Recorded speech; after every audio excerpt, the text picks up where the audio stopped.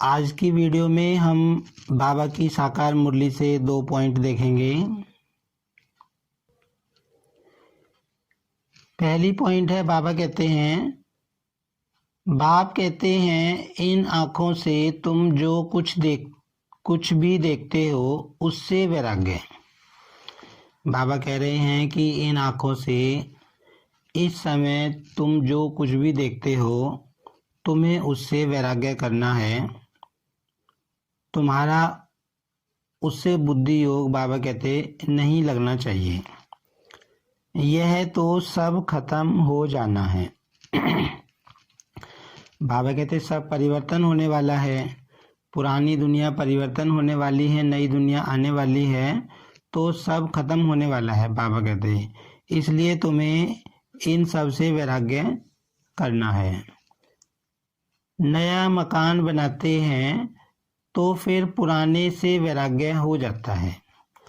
बाबा उदाहरण दे रहे हैं कि जैसे दुनिया में भी किसी का पुराना मकान हो और पुराना मकान रहते हुए नया मकान अगर बनाना शुरू कर दें तो पुराने में बुद्धि नहीं जाती, नए में जाती है। संकल्प आते हैं कि नया घर बन रहा है, कब उसमें जाएंगे और कैसे कैसे उसमें रहेंगे।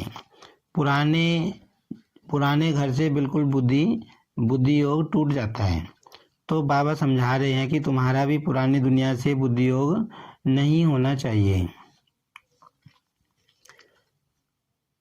बच्चे कहेंगे बाबा ने नया मकान बनाया है, हम उसमें जाएंगे। ऐसे ख्यालात आते हैं कि हमारा नया मकान बन रहा है और अब हम उस घर में जाएंगे, नए घर में जाएंगे। यह पुराना मकान तो टूट फूट जाएगा। यह है बेहद की बात। अब बाबा कहते कि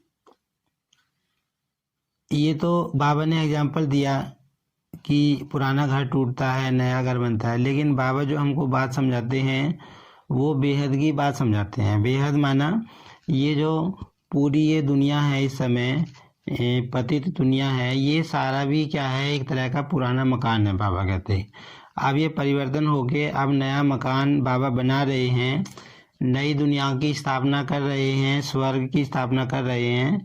तो बाबा कहते तुम्हारे मन में भी ऐसे ख्यालात आने चाहिए कि अब हम इस दुनिया को छोड़ के, इस पुरानी दुनिया को छोड़ के अपने नए घर में जाएंगे, सुख धाम में जाएंगे, स्वर्ग में जाएंगे, जिसकी स्थापना, जिसकी रचना बाबा कर रहे हैं।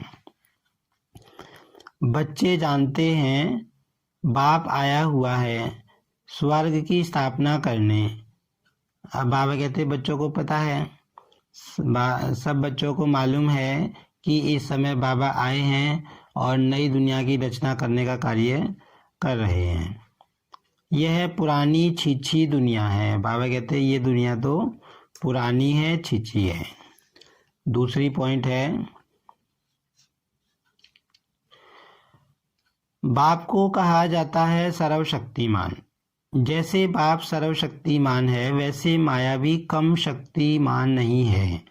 बाबा समझा रहे हैं कि बाप तो सर्वशक्तिमान है ही, भगवान के लिए तो सर्वशक्तिमान गायन है, लेकिन साथ में बाबा कहते माया भी शक्तिमान है, माया भी कमजोर नहीं है। बाप खुद कहते हैं माया बड़ी बलवान है, दुस्तर है।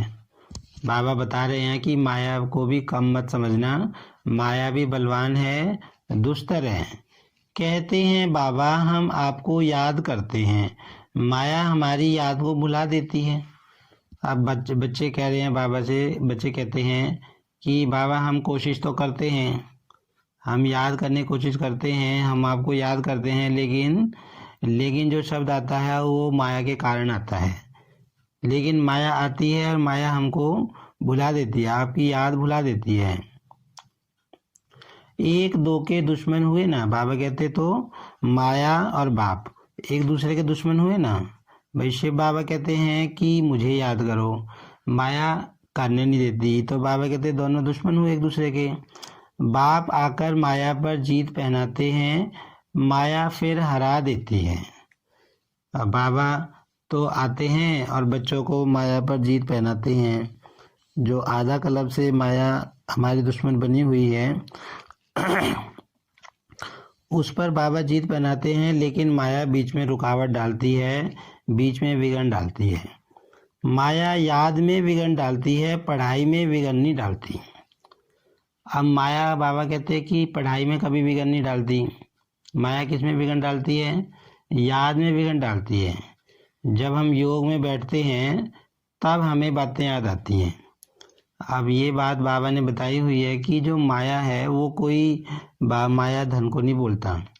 माया बाबा किसको कहता है कि ये जो हमारे अंदर संकल्प आते हैं, विकल्प आते हैं, कोई कमजोरी के कारण संकल्प विकल्प आ रहे हैं, या हम बाबा की याद में बैठे हैं तो कोई बात हमको खींच रही है,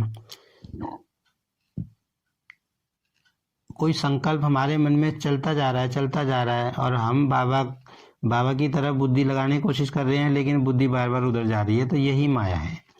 तो बाबा कहते हैं माया कभी भी पढ़ाई में विघ्न नहीं डालती। मुरली सुनेंगे तब कोई विघ्न नहीं डालेगी, ज्ञान सुनेंगे, लेकिन जब याद करने बैठेंगे तो उसमें ही माया विघ्न डालती है।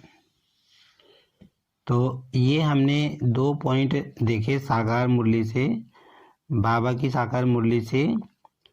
पहली पॉइंट में बाबा ने बताया कि ये पुरानी दुनिया है, पुराना घर है, तुम्हें नई दुनिया में जाना है। तो बाबा ने योग के भी संकल्प उसमें दिए कि तुम्हें क्या सोचना है कि अब ये पुराना घर है, बाबा आया है, नई दुनिया की रचना कर रहा है, हमारे लिए नया मकान बन रहा है, अब हम नए मकान में जाएंगे, यह पुराना चोला छोड़कर नई दुनिया में जाएंगे। ये इस तरह से हम संकल्प भी कर सकते हैं।